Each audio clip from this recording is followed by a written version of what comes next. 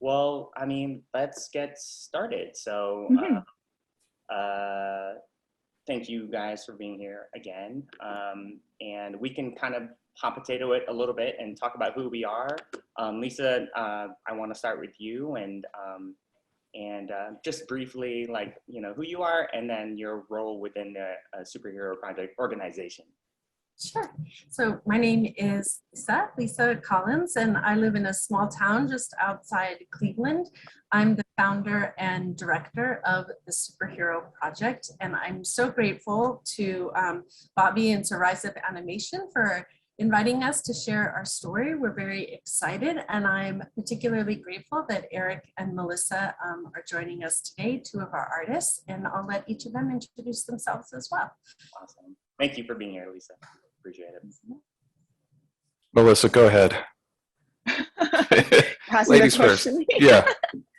Okay. Yeah, my name is Melissa. I'm a senior designer over here in the Toronto area in animation. But I started a few years ago, I guess, with Lisa. Actually, a friend of mine had told me about the project, so I thought it was really, really amazing. Yeah. So I've been fortunate enough to sort of get a chance to do a few pieces for the project and hopefully share the word. I mean, like, it's grown in like a huge amount since I started. Yeah, it's amazing to see. So it's really an honor to be here with everyone.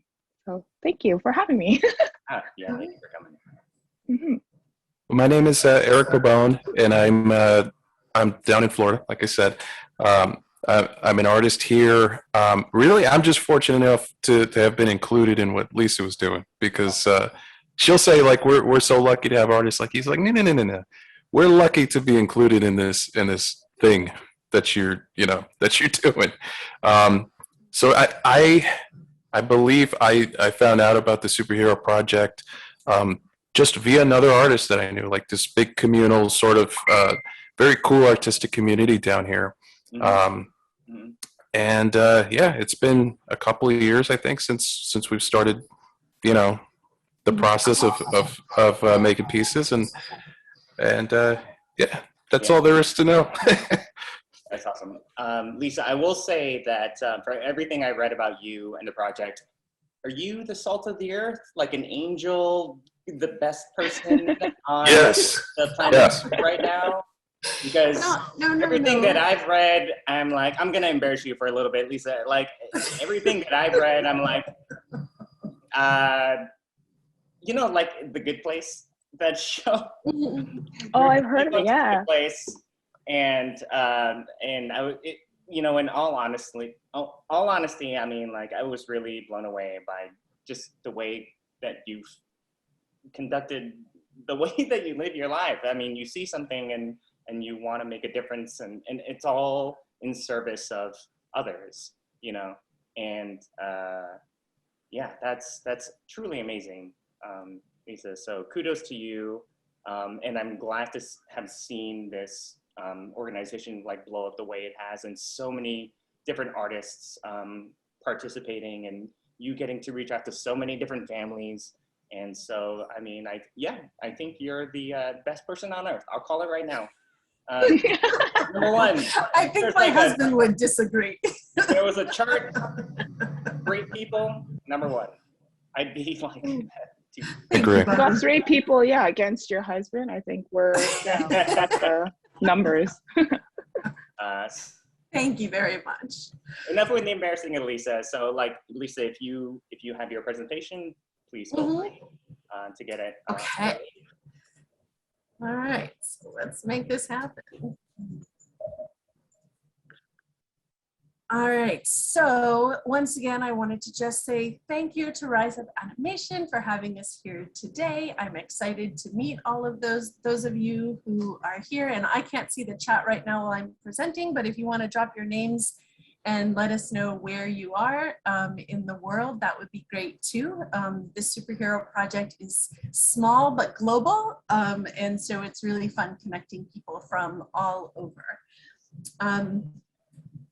Essentially, the Superhero Project is an initiative that uses creative thinking and the arts to inspire children with serious illnesses and special needs. We combine illustration, storytelling, art therapy, community building, and the power of imagination as a tool for healing. Basically, we interview kids and teens about who they are and how they want to make the world a better place. And then each child is then paired with an artist who uses their ideas to design a superhero alter ego, creating a visual representation of their strength, courage, and resilience. All of the images that you'll see through the presentation were designed for individual kids by Superhero Project artists, and all of the work that we do is guided by our 4 core values of imagination, inclusion, representation, and joy. Of course, like any good superhero, anything, we have to start with our origin story. And for me, that was with Camp Sunrise. For 24 years, beginning in 1994, Camp Sunrise was the only camp in Ohio for youth impacted by HIV and AIDS. For 9 years, I was a program specialist and a cabin counselor at Camp Sunrise. This motley crew here is my final group of campers and pretty much exemplifies what every summer was like in every way, as you can imagine. And in 2016, the camp theme was about finding your inner superhero. And I just had an idea I brought to the camp director and said, wouldn't it be cool if at the beginning of camp, we asked the kids to talk about who they would be as a superhero. And then on the last day of camp, we could surprise them with, posters, or we actually did like small framed versions of superheroes that artists had designed. And the camp directors said, sounds great. Why don't you do it? You figure out a way to do it. And so started reaching out to artists, looking through social media, basically just Googling different artists. And I got part of the way through and then I got stuck. And then I remembered that my friend Tim Yoon from high school did something in animation out in Los Angeles. So I reached out to him and he was very excited. And he was able to recruit about 50 artists, I think 52 total, because in 1 week we had to turn around 90 character designs. I really thought that it would just be a fun program, a great memory piece for the campers to take away to remind them of camp, like a one-time special project. And I was totally wrong, because as the designs started rolling in from the artists, we realized immediately that something more profound was happening. That revelation was really reinforced when we gathered the campers together the last night of camp for the final slideshow where they saw their superheroes for the first time. Mm-hmm. And immediately the room was like full of clapping and laughing and cheering. And almost immediately, all of us counselors just started to weep. Oh, no. It was just like so beautiful watching the kids respond and seeing them see themselves in such a powerful and positive way was incredible. And as much as the designs themselves, which as you can see, this is just a small sample, were fantastic, the fact that professional artists had taken their ideas so seriously and really captured something in their personality and designed something as a gift just for them, that was really special. The other surprise that came was that the volunteer artists really seemed to experience something unexpected as well. And many of them thanked us for the opportunity and said if we ever did something like this again, they'd like to be involved. So, in other words, I kind of stumbled into this and I thought it was really something special and I hated to just let it go. So I took about a year to talk with some artists, talk with some friends, talk with family, and really try and figure out if there was a way to turn it into some sort of sustainable initiative. And I really thought about how often you hear parents of kids with serious and acute illnesses, and the doctors and nurses and caregivers who work with them talking about how strong and brave they are, and really using the language of the superhero and the metaphor of a superhero to describe them. And so I decided to start there. So in 2017, I launched a website and began volunteering at Rainbow Babies and Children's Hospital, which is one of the local hospitals here in Cleveland. I was primarily on the pediatric and adolescent oncology and hematology unit, and the child life specialist was really instrumental in connecting me with families and helping me sort out the best way to really work with families. Realized within a very short time that many of the families, although they may have been inpatient for a critical reason, that many of the young people were also living with lifelong disabilities or other conditions and special needs.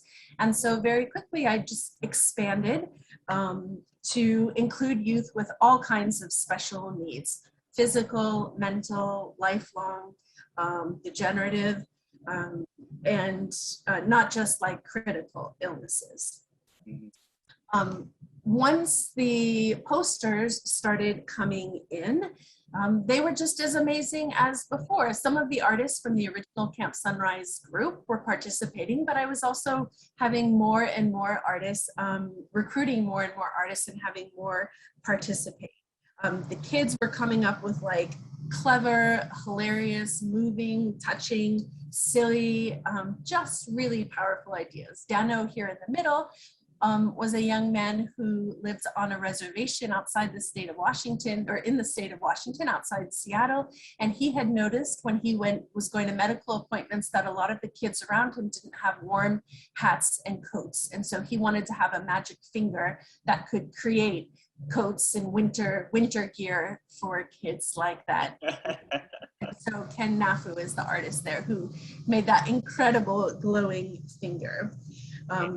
We have, just as an aside, we've worked with over 350 artists or so at this point from, I think, 17 different countries. Some do one design, some become regulars, some do one a year, some do like 5 or 6 and then take a break. It's really a mix, and they're coming from all different fields, from animation, from comic books, from video games, from children's literature, and then just other artists, art teachers from design schools, all different kinds of folks. We even have some tattoo artists, which are really fun. Nice, nice.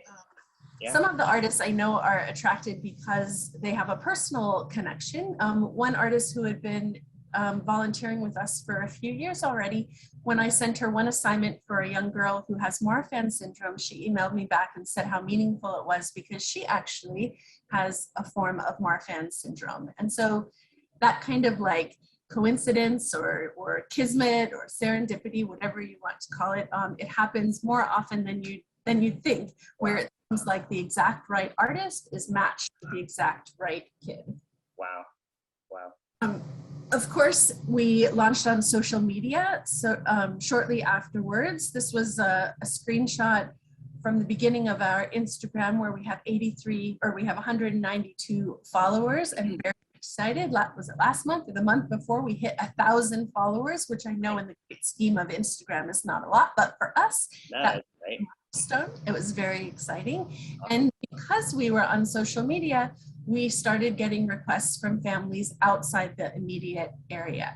And right away, we started shifting. Like, there was no reason not to. So we started working with families from across the country and from other countries as well. Those interviews, of course, are done by video chat through any number of video platforms, sometimes by phone. Sometimes we have translators on the call with us, and sometimes we have translators who will translate the interview questions for the families to write down their answers and send them back. We try and do what's ever easiest for the families. As you can see, the designs and the families that we work with are incredibly diverse in terms of diagnosis, in terms of their own background, their age. We've worked with little kids as young as 1 month, who by the time she got her poster back was more than 2 months. So she literally doubled in age, you know, during the during the superhero project process. But our average age is 10, but we've really gone up and down depending on what's meaningful for the families.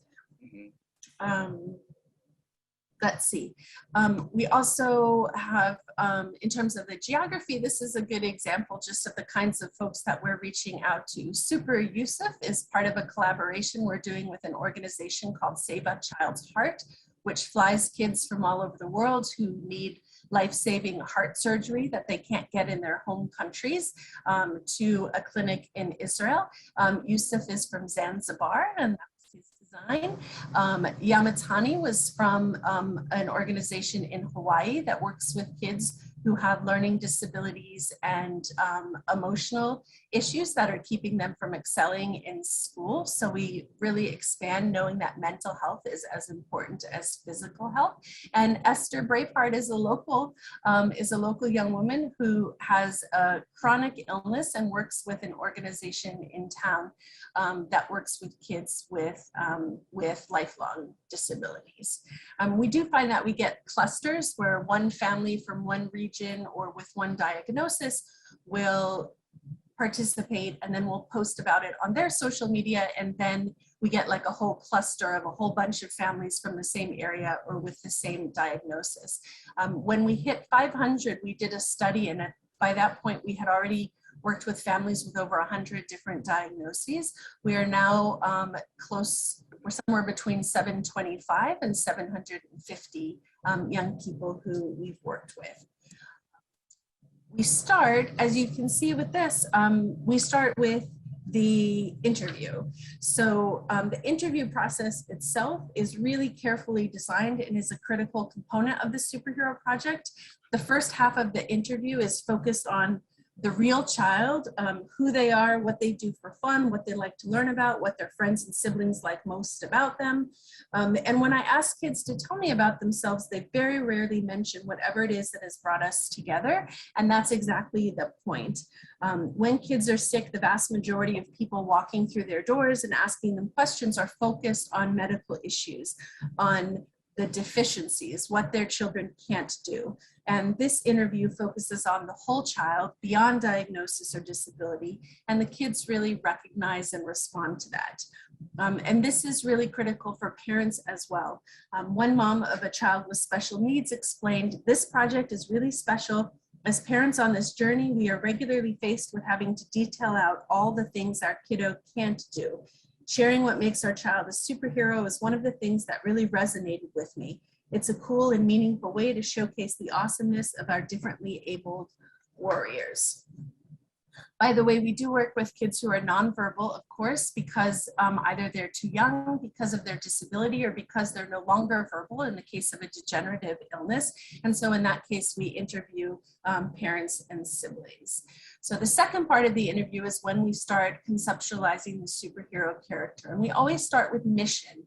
What is it that they stand for? What values are most important to them and to their family? And what do they fight for? How do they want to make a difference in the world? This is really an important element as well, just as a reminder to all of these kids, no matter what their abilities are, no matter what's going on in their personal lives, to remind them that they make a contribution to the world and their contribution is critical. After that, we shift to the fun stuff.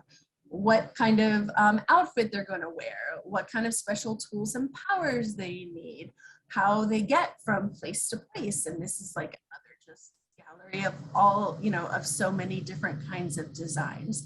I'm going to pass it now to Melissa and Eric because they know this is what they would get. Then they get a design brief, essentially, the name, the age, the photos of a child, along with all of the details from our interview. So Melissa, maybe we can start with you. Here are two of your designs, and if you can just take a minute or two to talk about what the process is for you once you get the interview materials and the photos, and how you start with your designs.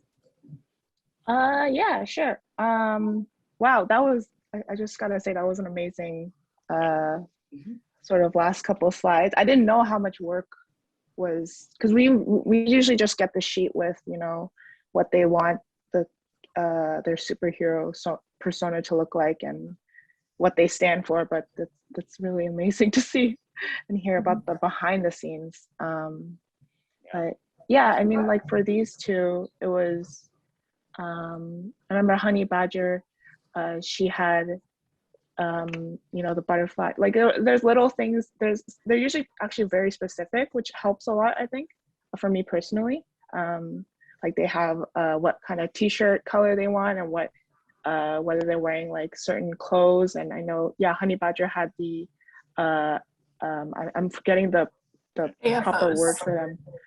The AFOs, ankle foot. Yes.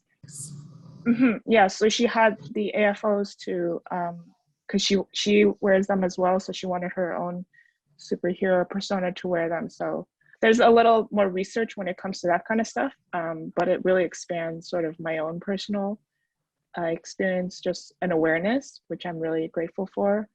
I know Hero Hayden was one that was also really fun because he was really passionate about animals. So he had like little gears, like the bowl to like bring food and water to different animals, and like his little mascot characters that were really fun. So I mean, like, yeah, the page that we get is a huge help in the process. This is I feel like our job is a lot less I don't know, difficult, I guess, because, you know, the work that you guys put into it really helps make our part of the job very easy. I think it's a lot of fun. Like it's just pure joy, and just making sure that the piece will be something that the kids will really like.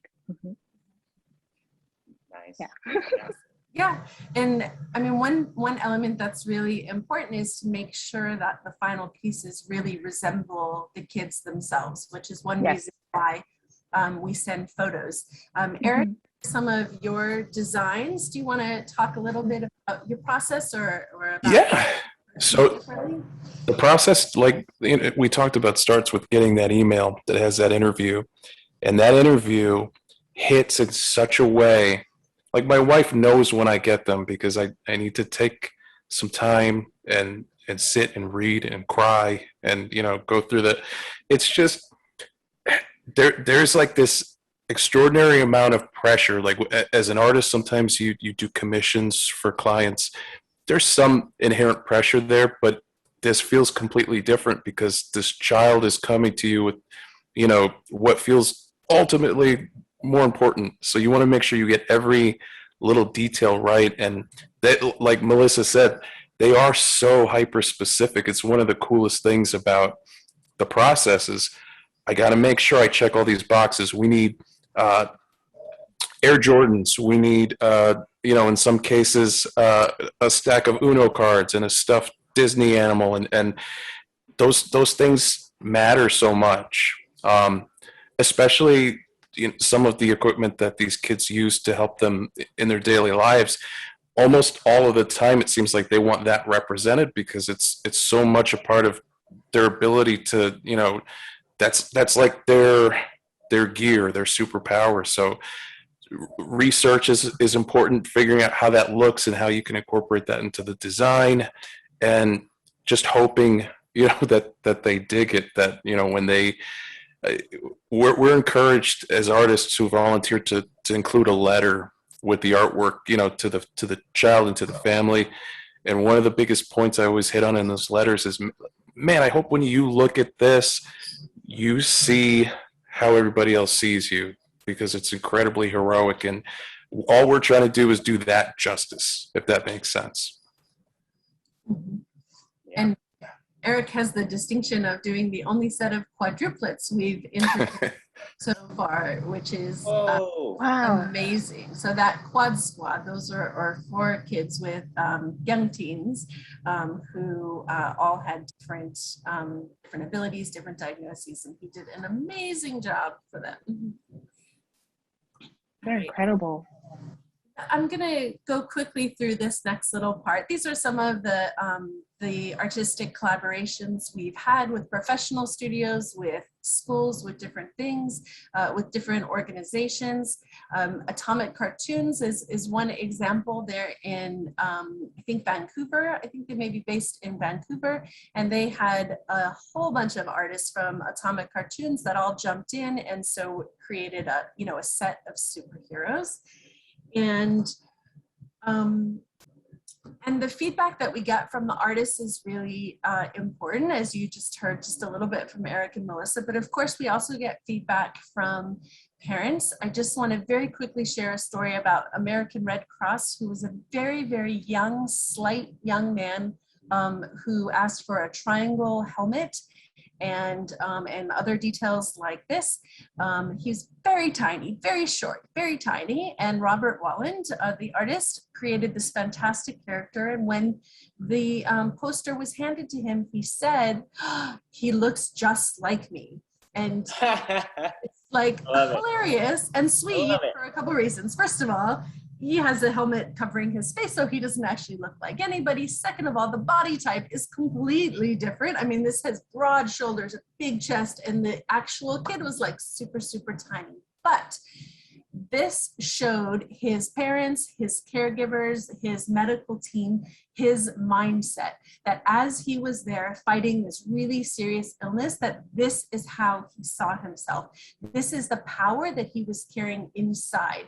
And so the doctors and the child life specialists have really encouraged us to see this as a social emotional intervention and almost as an extra diagnostic tool to help them understand the mindset of their young patients.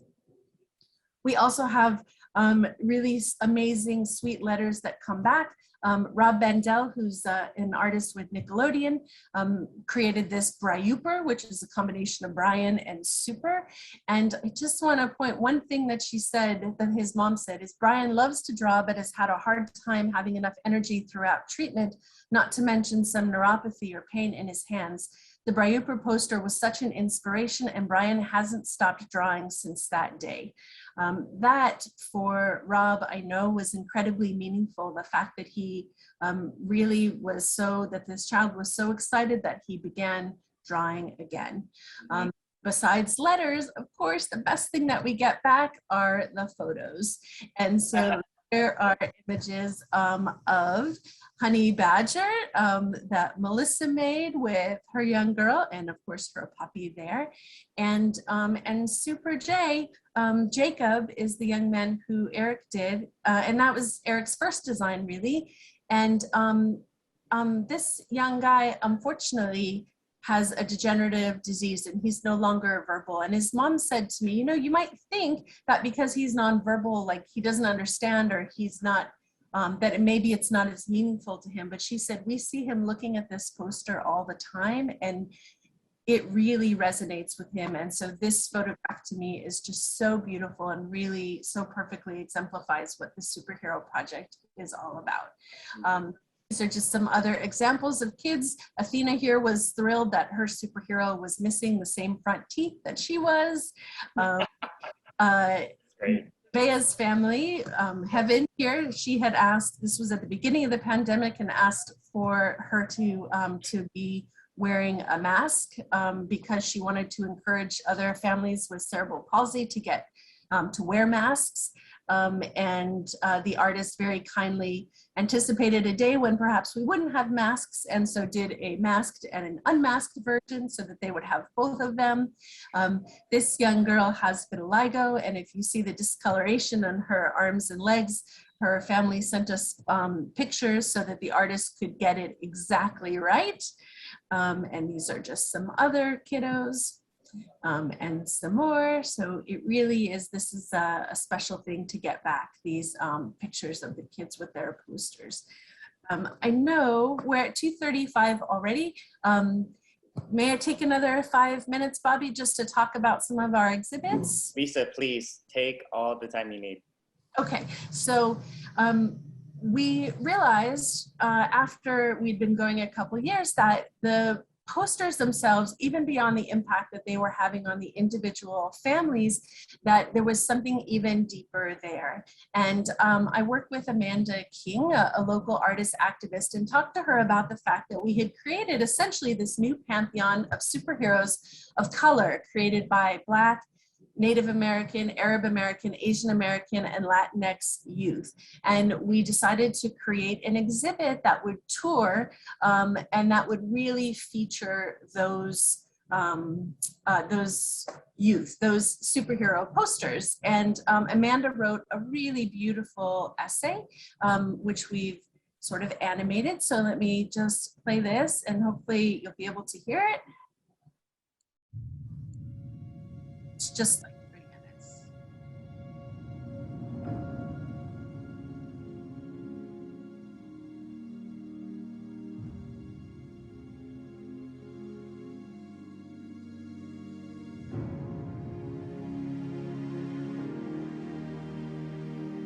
Representational justice is an artistic practice that uses image making to honor the full humanity of people of color.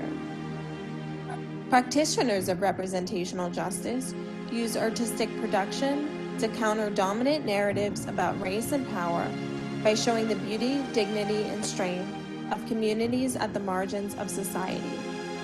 Representational justice reclaims space in visual culture for people who are systematically excluded from full participation in society. For youth especially, it is an important opportunity to say in the face of othering, I am beautiful. Interventions around race and politics are orchestrated through images. To see the full spectrum of marginalized individual identities represented in images is to free us all from our nation's history of inhumanity and to usher us into a more just and equitable future.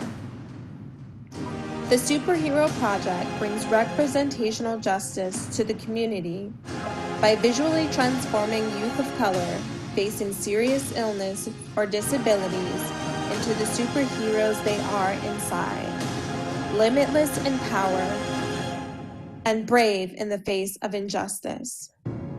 The superhero alter egos created by the youth reimagine self-portraiture. They function to affirm their dignity and counter stereotypes about disabilities. Above all, they elevate youth of color with disabilities from one of the most marginalized and excluded groups in society to the most celebrated protectors of the universe. Their visions motivate us all to use our talents to effect change in the struggle for racial equity and justice. So I'll let this go just so you can see the list of artists. Even in just a short little piece like this, you can see the number of different artists who created all that work. Which is like amazing when I went through and realized just how many are represented. So in addition, of course, to representation focused on, and here's the exhibit has gone in different places in the community. This was an Islamic charter school that came for a workshop and an after-school program from the Salvation Army, and it's going to go into the Cleveland Public Library, a couple of branches this fall once everything opens back up again. But in addition, representation isn't just for race, of course, and religion. It also refers to ability. So last summer was the 30th anniversary of the Americans with Disabilities Act. So we created a similar exhibit with a beautiful essay written by Nikki Montgomery, whose son Richie is Electric Force and was one of our very first superheroes. And we also had the hospital, Rainbow, the hospital that I mentioned earlier, they commissioned an exhibit featuring all kids who were current or former patients of theirs. And Allie Riemann, who is currently undergoing her 3rd battle with leukemia, She wrote an essay that included this. Visualizing myself as physically strong helped me endure the physical pain I experienced during the hardest days of my cancer treatments. While my real body was consumed by pain, my inner hero remained unstoppable.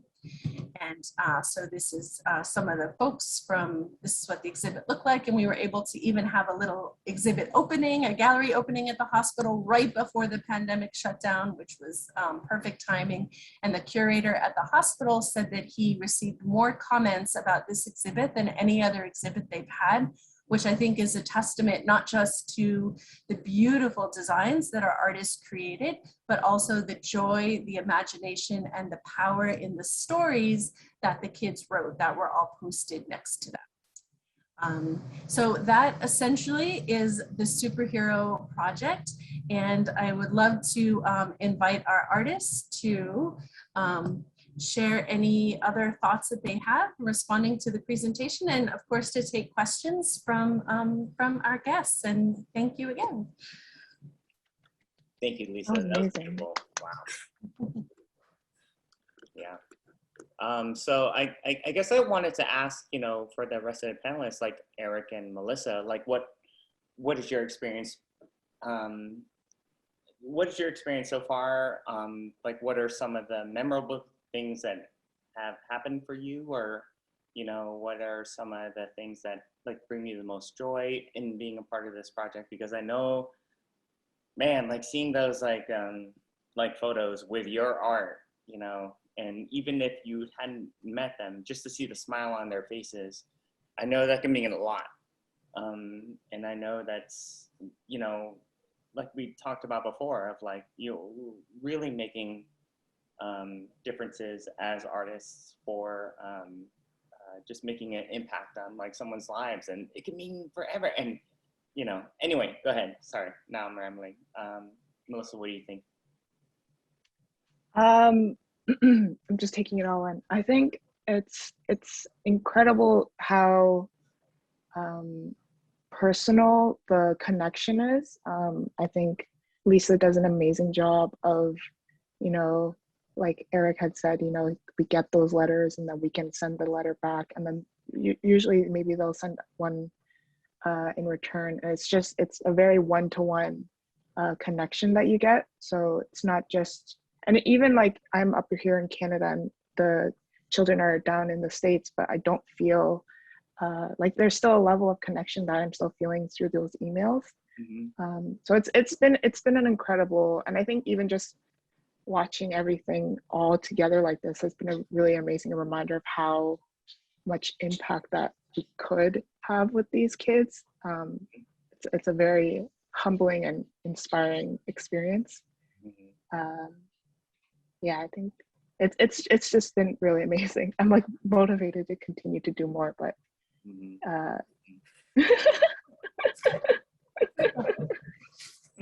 yeah, it's really yeah, grounded me, and it's I'm very lucky to be a part of it.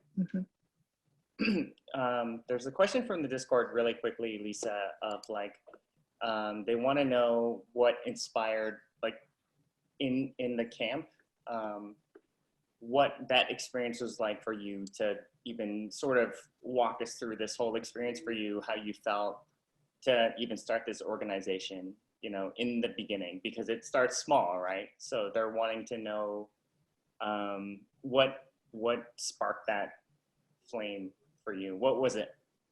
I had, when I heard that the theme was about inner superheroes, I started, and I knew that we would be doing a lot of, like the counselors would be dressing up as actual superheroes for some of the evening programs and stuff like that. And I just really wanted to figure out a way to make it personal. And as a teacher, I knew that encouraging kids to think about their strengths, think about the values that are important to them, think about the role that they play and the contributions that they make, is a really important exercise. And the kids at the camp, unfortunately, many of them came from underserved communities, from low-income households.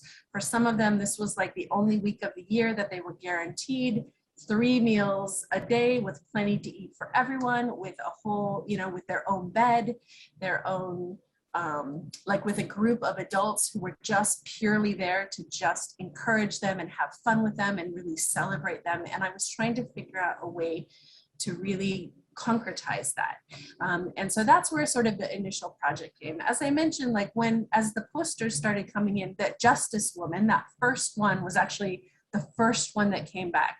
And when I saw, like, I thought they'd be good, and I was hoping they would be good, and I was excited to see them. But when that first one came in, I was just blown away. And I just thought, wait a second, this is like something. And so if you had asked me 5 years ago, like, what social issue do you most care about? I don't know that I would have said, I want to support children with special needs or with serious illnesses.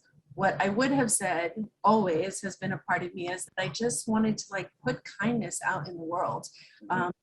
The last, I don't know, 5-8 years have been incredibly difficult for all kinds of reasons.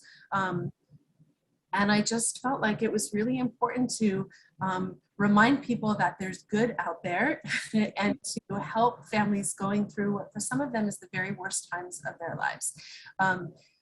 This started just as like something I was doing. I mean, I did it one time at camp, and then it was just something that I was doing. And I just couldn't believe I would reach out to these artists and they would just say yes. And artists are asked to give away their artwork all the time, to volunteer all the time. And you just can't do everything. And I recognize that. And I wish that we could give honoraria to like everyone who participated all the time. I will say we do find sponsors for the exhibits because that's a second use for the art. So we offer artists honoraria for that. Many of them very kindly turn it down and donate it back, but that's really important to us that we're respectful of the work and the time that they're doing. But the artists just kept coming, they just more and more kept coming. And the reason why they said is just what Melissa said, is like that one-on-one connection and the fact that they were making a gift for an individual family. That is the constant struggle is recruiting additional artists all the time. So that's why we're always, trying to find new ways to reach people. But oh shoot, there was one last thing that I wanted to say. Oh, and that was that as it kept going, so for several years, it was just a project. And then we had a donor who approached me and said, I like what you're doing. I believe in this. I'd like to make a contribution, but you need to be an actual nonprofit. And so at the end of last year, we shifted from just being something that I did to being an actual nonprofit organization. So we're now an actual nonprofit with a board of directors and budget and all of that. And so we are also coming up with a strategic plan to figure out how we want to expand. None of this, and I know and I appreciate so much your kindness and Eric's kind words, but really it's this connection with the artist that's most critical to keep the initiative going. Eric, you've done a ton and you've come back over and over again. Will you just talk a little bit about why you started initially and what it is that's kept you coming back? Because maybe that. Yeah. The thing that strikes you, I think, first and foremost is how selfless these kids and these families are when you get these letters back. I remember reading one of the powers was I want to be able to like levitate heavy things so that old people can find their keys. And it's like, it's so simple and it's so sweet. And it's like, oh my God, you've obviously seen this issue. I just can't find my keys. And that's top of mind. It's like, what can I do to make the world better for everybody else? And this is coming from kids who are like in these impossible to imagine situations a lot of the time. So that hits you hard. And then, like I said, it's just trying to do justice to their creativity and their imagination. We as artists or as creators like to think of ourselves as, a very creative person. I read the stuff that comes back from these kids and it's like, oh my God. Yeah. Like it's just more creative. way more. It's just it's a whole nother level. So even selfishly, if you take the kindness out of it, if you take the, you know, the charity out of it, just as an artist, it's a wonderful exercise in producing what somebody is asking for, you know, specifically, Yeah. and trying to do that justice, and you know, just expanding your own. So there's a million ways you can sell it to artists. The way I sell it to artists that I know and that I talk to is that you get this profound sense of, you know, it's not like doing a commission for a business or for a client and you're like, oh, I did a good job, I got paid, you know, it is what it is, I'm happy with that. You get a letter back from these families, or you see a picture on social media like the one of Jacob, and there's nothing in the world like that I've experienced in doing art. It doesn't, like, nothing comes close to that level of connection. So I'll proselytize Superhero Project to anybody who will listen. I've done it on podcasts and radio shows, and, you know, anywhere I can. And, you know, I know Eddie was a guy that I was trying for a long time to do something. He's a very talented artist that I know locally, and I was so thrilled. You know, I saw the first piece that he did, and that means a lot. So he's done 2 already. Yeah. 3 already, yeah.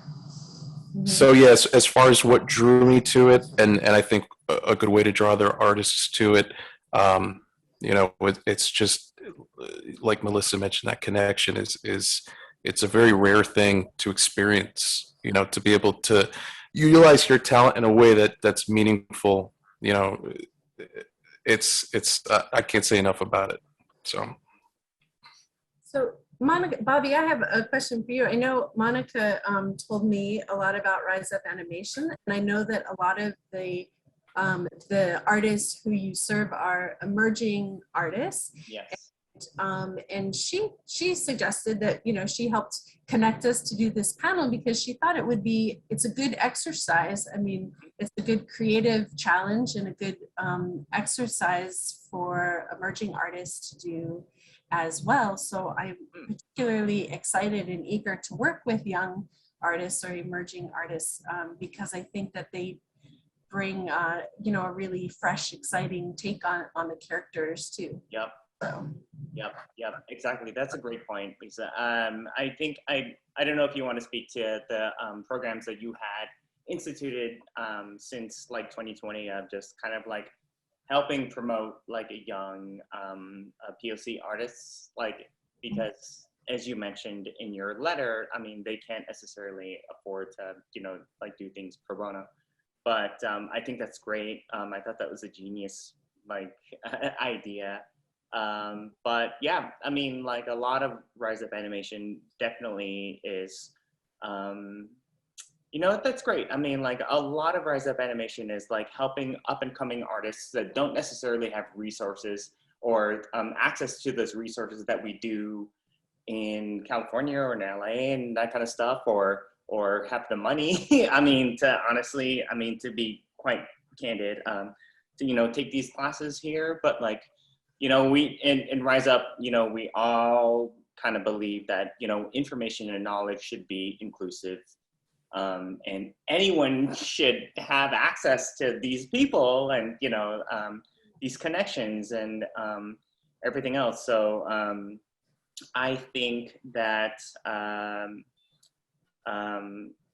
to your point, I think that Rise Up would be, you know, like would be remiss if we didn't kind of like, you know, work with, you know, like the Superhero Project in terms of just kind of like promoting up and coming. Mm-hmm. There was my point. I lost my point and I went going. No. Like a train that was going off the rails, and I was like, I don't know where I'm going with this sentence, guys.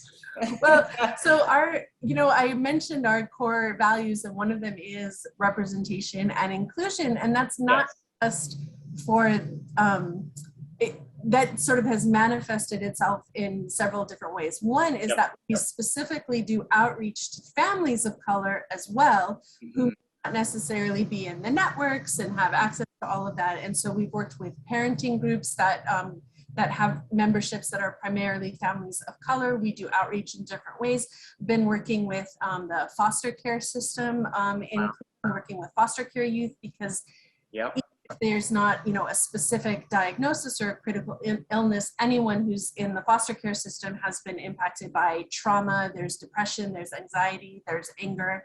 And so we want to work with those youth, but also artists as well. And so I've done, in different ways, tried to reach out to artists. But Amanda King, the artist activist who helped with the thing, she also pointed out to me when we were talking about this, that young artists of color just often can't afford to volunteer, that they can't give their time because of that. So we do have a program where we have honoraria available for young and emerging artists of color to participate.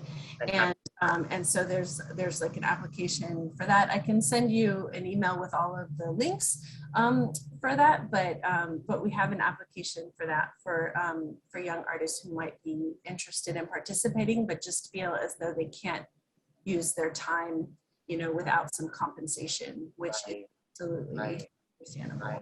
Right. Yeah. And that's lovely, Lisa, too. That's beautiful because we're all a community, right? So, you know, we're trying to help people, you know, accomplish their goals. And all the while, like, I'm sure there are aspiring artists that want to give back now, you know, I mean, and how can we provide a way for them to do that now? And so that's great. I love that. You know, I mean, you know, we're paying it forward, but also there are beautiful souls and artists out there that want to get into this organization and participate. So, and, you know, and that's a segue too. I mean, like, it's fairly straightforward, but like, what is the best way for artists that are interested now to get connected and participate straight away? So I can pop our website link into the chat. There's an artist page there with a little form that you can fill out. Oops, sorry, ready to go. There's like an artist form that you can do that. You can also just shoot me an email at hello@superheroproject.org and let me know. I ask for some samples of work from the artists, so I get a sense of their style. Wherever possible, I try and match kids up. We have artists pick dates from a calendar so that you can plan 6 weeks, 8 weeks, 12 weeks out so that you know when an assignment is coming. And then I know how many interviews to schedule that week. And so, you know, if I have an artist who is like really into like dark, cool, like, you know, I mean, moody, kind of like really grown up, sophisticated kind of images, like a lot of fantasy, a lot of swords, dragons and stuff like that, I'll do my best not to match them up with like a 3-year-old who wants to be in a pink dress. Right. Yeah. And the opposite, you know, it's not always perfect, but I do my best to try and find something that suits the artist's style. Fun for them. Occasionally we have a special request. I actually just had an email today from a mom of a little girl with Down syndrome who asked if she could please have, she said it would be really special if her sister could be in it as well. Oh, that's nice.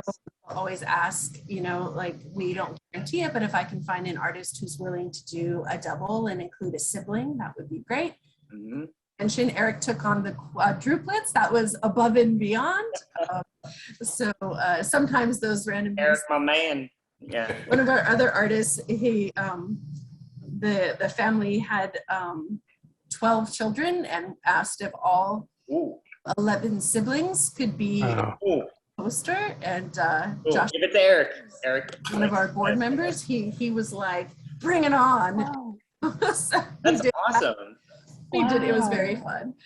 So, you know, occasionally we have those special things too. We also, unfortunately, also have families where multiple siblings have special needs. And so for that, it's great to have one artist to do both siblings so that they are similar style. So sometimes we do that if there's an artist that's willing to take on two characters, and then they have, we give them extra time or whatever. But that way they have, Eric has done siblings together. I don't remember if you've done two separate posters for siblings. I don't think you've done that yet. I don't think so. Yeah, they've always been together in the same image. Yeah.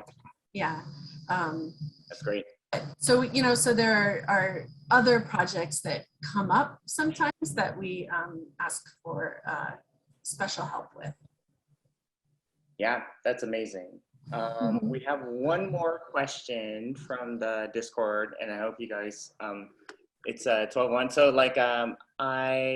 this is a great question. So we can go around the room. We can start with anybody. What is being a part of this organization, what is the most memorable experience that you've had that stays with you? That's a tough question. I'm sure there's many, but like off the top of your head. There's two quick ones that jump out at me. One is the first one I did with Jacob, and just getting that picture that you saw, and even sort of staying in touch with the family, and they'll pop on my social media, and we have locally a publication that does like Best of Orlando, so I'm up for like best local artist, and she'll pop and say I voted. It's like there's like these that connection was great.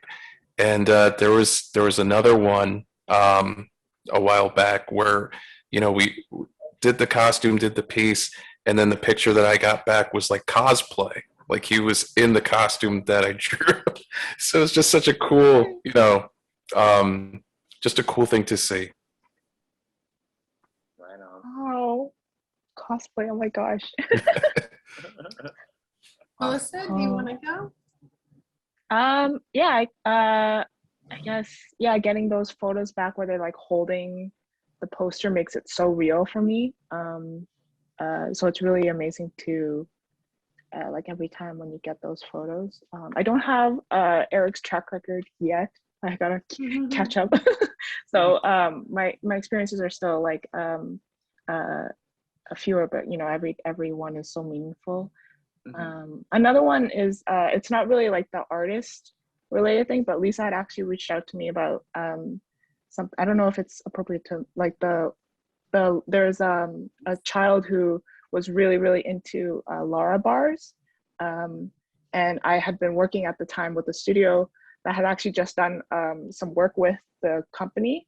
So Lisa had reached out, and then it was a whole like sort of relay race of passing contacts with each other to try and get a personalized Lara bar for this child, and it actually ended up working out, and he got like a very special package for him and the family, and it was really it was really amazing to see that everyone, because it was people that I had never really talked with, but everyone was so on board to really help out this family. So that was a really memorable experience for me. That's awesome. Yeah, that's another example of the artists going above and beyond to make special connections. So at the beginning, I basically remembered every single kid that I had met, almost every single one. At this point, because we're over 700, I don't remember every single one, but there are families that I've met that I will never forget. Because of the populations that we're working with, unfortunately, many of the pieces are now memorial pieces. And the first time that a family let me know what happened and told me that they were going to be displaying their child's poster at the funeral and memorial service, that was something that I would never have imagined, but knowing that really meant so much. And I've stayed close with a lot of families as well, which is really special. And then just in terms of like the other, I'm trying to think of another memorable moment. There was a very sweet thing that just happened with the young girl who her mom had arranged for the interview, but hadn't told her what we were doing. I think she was 7. And so I said, we were doing a video call, and I said, hi, I'm Lisa, I'm from the Superhero Project. So what we do is we look for kids who are smart and strong and brave and creative and kind. And then we learn all about them. And then we find out how you want to make the world a better place. You know, I like do my little spiel, and then we're going to turn you into a superhero. And I said, and then like I stopped talking, and she goes, well, you have called the right person, because I definitely want to do that. And it was like so hilarious. She was just like right on board. Like she was like all about it.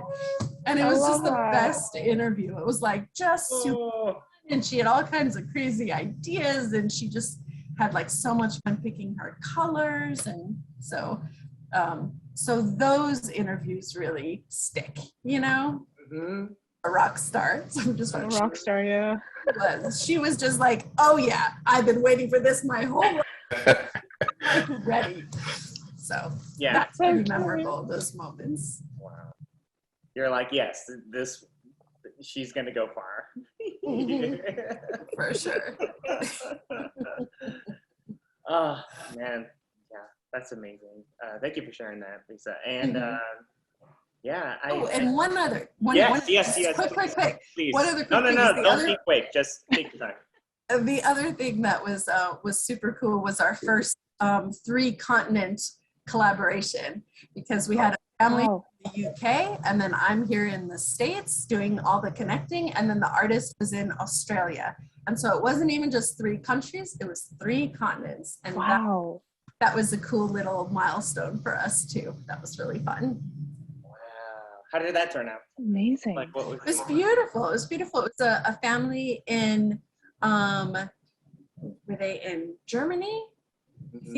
Germany, and they had twins who were born with cerebral palsy. And the artist name is Leslie Vamos, who's from. I think I know her. Yeah, she's a children's book. She does striped designs or striped zebras. I think striped design something is her. And she illustrates children's books and does other things. And so she made these 2 fabulous flying wheelchairs, you know, up in the sky with the 2 boys. And it was just so sweet. And so that was great. Mm-hmm. Well, I mean, listen, unless anyone else, Melissa, were you going to say something? Sorry, go ahead. No, it's just incredible. Like these stories it's so amazing to hear the behind the scenes. Mm-hmm. I have to take the opportunity to thank Lisa again. Mm-hmm. And you know, you talked about inclusion too. That's something that's so important to me in a lot of ways. I'll give you a weird example. In 2016, they rebooted Ghostbusters with an all-female cast. And everybody seemed to hate this movie. But I was like, well, I took my daughter to see this movie, and she got to, I indoctrinate my kids to watch all these 80s movies that I love, and that's fine. But she got to see herself as a Ghostbuster. And to witness that, it was like, oh, I'm not the secretary. I'm the one with the thing doing, you know, it's so powerful. And to be able to watch what you do with the program and to have that be such a core tenet in what you accomplish with it is so cool to be a part of. And I just appreciate the opportunity to be included in what you do. So thank you again. Thank you, Eric. Yo, first of all, I love that movie. It's hilarious. And I love it, man. I love it. It's like right up there with Bridesmaids for me. But like I love that movie. And second, I think that's where our both organizations align, because like Rise Up Animation, you guys were already going at this point, but like you made all these those 3 organizations fresh from 2020 summer, when all this racial injustice and social injustice was going on. That's even where Rise Up started.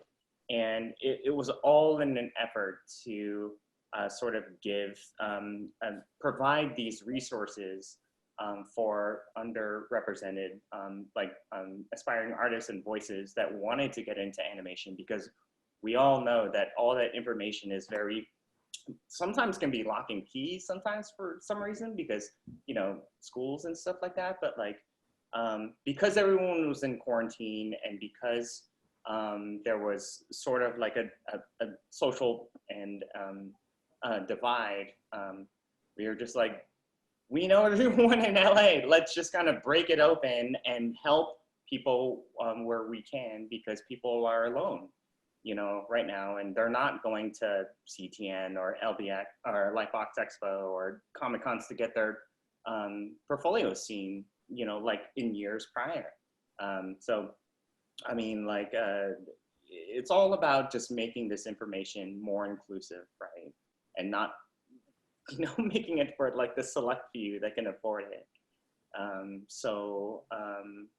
And it's exactly, you know, Lisa, what you're trying to do with these programs. I'm just kind of like, well, you know, I mean, like,